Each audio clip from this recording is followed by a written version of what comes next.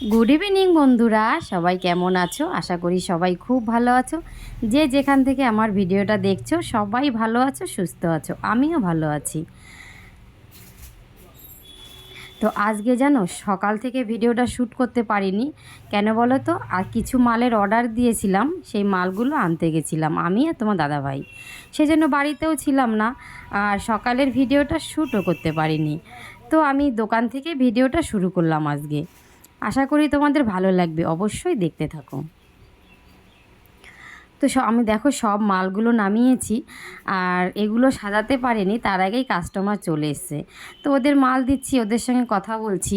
আর কাকিমাও এখনও আসেনি, যে দোকানে থাকে সেই কাকিমাও এখনও আসেনি। তো একা একা কত সামলাবো বলো তো? ওই জন্য ভাবলাম মালগুলো পরে সাজাবো, আগে কাস্টমারকে মালটা দিয়ে নিই, তারপর কাকিমা এলে দুইজন মিলে সাজাতে পারবো। তো যাই হোক বন্ধুরা,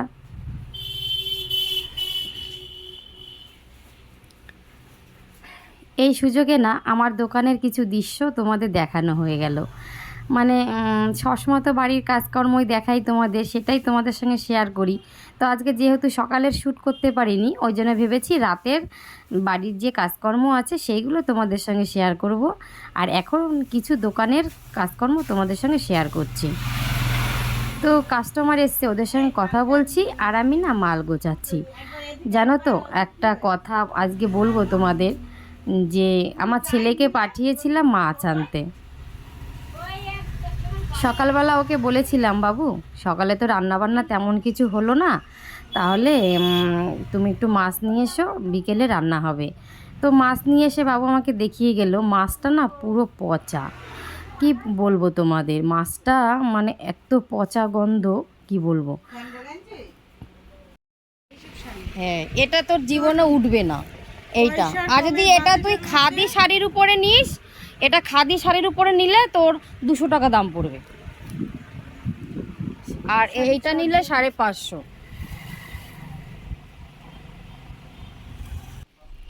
আর এই দিকে দেখো আমার ছেলে এসে খেলতে যাবে, তো আমি টোটো দাঁড় করালাম। তো এখানে উঠে গেল, এখন ওর সাদা ড্রেস ব্যাগের মধ্যে ভরে নিয়েছে, মাঠে গিয়ে পড়বে। তো ব্যাগটা যেন খুব ভারী। আমি যদি সময় থাকতো স্কুটি করে দিয়ে আসতাম, কি বলো তো, আমারও তো সময় নেই, তাই না? আর এদিকে দেখো দোকানের পাট শেষ করে আমি চলে এসেছি বাড়িতে। তো এত গরম লেগেছে, প্রচণ্ড গরম লেগেছে, প্রচণ্ড গরম লেগেছে। লাল মোহাম্মদ সাহায্যের দোকানে আগামীকাল সকাল 10টা থেকে তো এত গরমে না ভাল লাগছে না, তো বাড়ি চলে এসেছি। এসে দুটো আম কেটে নিলাম। এখানে তো প্রচণ্ড হাওয়া, আগের ভিডিওতে বলেই থাকি তোমাদের, দেখতেই পাও তোমরা, শুনতেই পাও। তো হাওয়ায় বসে নিলাম একটু, আমি তোমার দাদাভাই একটু বসে দুটো আম কেটে এখানে একটু খেয়ে নিচ্ছি, তারপরে রান্না করতে যাব।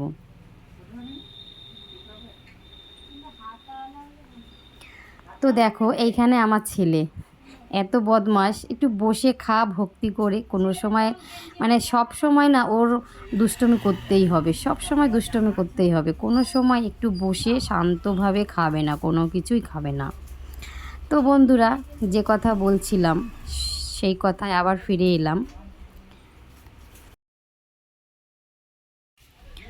তো মানুষের বিবেক যে এরকম হতে পারে সেটা আমি কল্পনাও করতে পারি না। তোমাদের ঘটনাটা বলবো সব কিছুই, তার আগে বাসনগুলো মেজে নেব। কি বলো তো, বাড়িতে ছিলাম না তো, সারাদিন দোকানেই ছিলাম। এবার আমার শ্বশুর, আমার ছেলে, এরা সব খাওয়া দাওয়া করেছে, সেই বাসনগুলো সব বেচিংয়ে রেখে দিয়েছে জমা। তো এগুলো এখন আমি পরিষ্কার করে নেব, তারপরে তোমাদের কাছে সেই ঘটনাটা বলবো। ঘটনাটা কি জানো তো বন্ধুরা, আমার ছেলে গেছে মাছ কিনতে, তখন তোমাদের বলেছিলাম আগেই। তো মাছটা যখন আমাকে নিয়ে এসে দেখালো, তখন মাছটা না একটা গন্ধ বেরোচ্ছে, পচা পচা গন্ধ। তো সেই মাছটা আমি এখন এটা ধুয়ে নেব, তোমরা দেখতেই পাচ্ছ মাছটা বের করেছি, আর মাছের তেল আছে এখানে। তো মাছটা না এত পচা গন্ধ বেরোচ্ছে, আমাদের বদরবাজার থেকেই মাছটা নেয়া। তো ওখানে অনেক মাছেরই দোকান আছে, তা আমি নাম উচ্চারণ করব না, যে দাদাভাই মাছটা দিয়েছো কেননা আমার ছেলেকে, আমি ওনার নামটা বলবো না। কেননা তোমার মতো তো আমি নই, তাই না? তোমার তো মান সম্মান নেই, কিংবা তোমার বিবেক বুদ্ধিও নেই, থাকলে তুমি এই কাজটা আজকে করতে পারতে না। তাও দাদা ভাই তোমাকে বলছি,